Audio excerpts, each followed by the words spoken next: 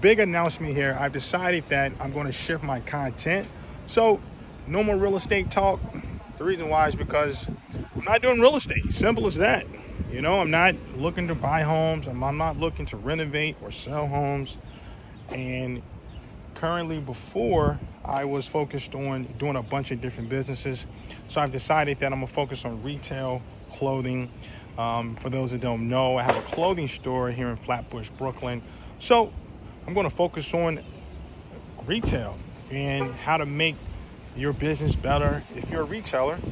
And if I decide to do a little bit of real estate content, then you will see it. But that's going to be the core of it. It's going to be the core of it. Yeah, I think that's the best thing for me to do. And I've decided that I'm not going to do real estate as a full-time job. I'm going to do retail clothing as a full-time job or retailer. I got to think about the name of myself. Definitely an entrepreneur. And this is definitely an adventure. So anyway, with that being said, I got a quick story for you. For those that don't know, on this strip, there's a pet shop here. And this pet shop was, been in business for quite some time. So he told me a little story. And he was telling me, one day he was walking by my store. And he says, I'm like, how's business? He said, man, business is good, man. It's really good. The pet business is great.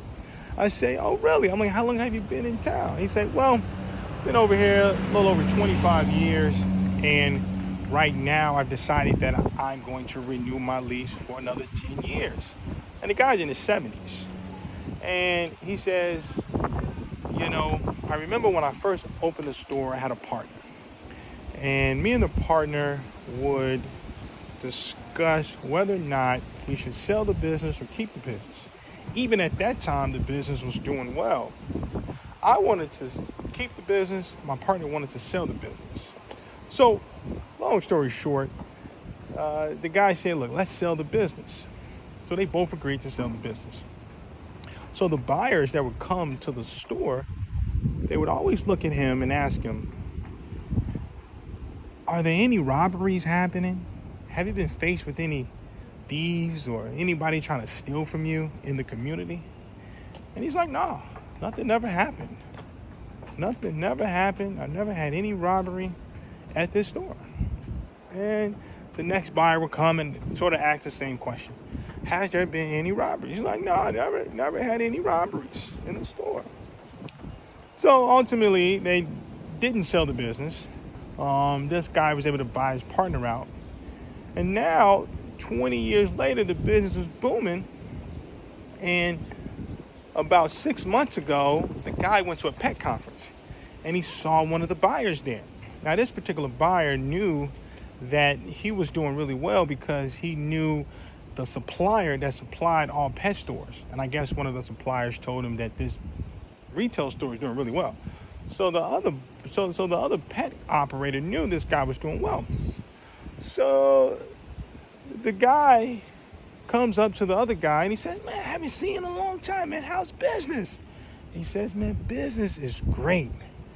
And the guy who owns the pet store over here says, look, but you know what though, man? I just can't keep the thieves out of my store. They just keep robbing me. They just keep taking my pets. They keep taking my pet food. He keeps stealing from me.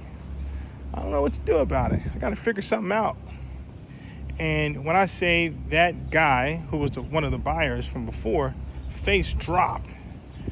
Because this guy was thinking about starting another pet store in this community. This guy is more of a bigger player. He has more pet stores, more money.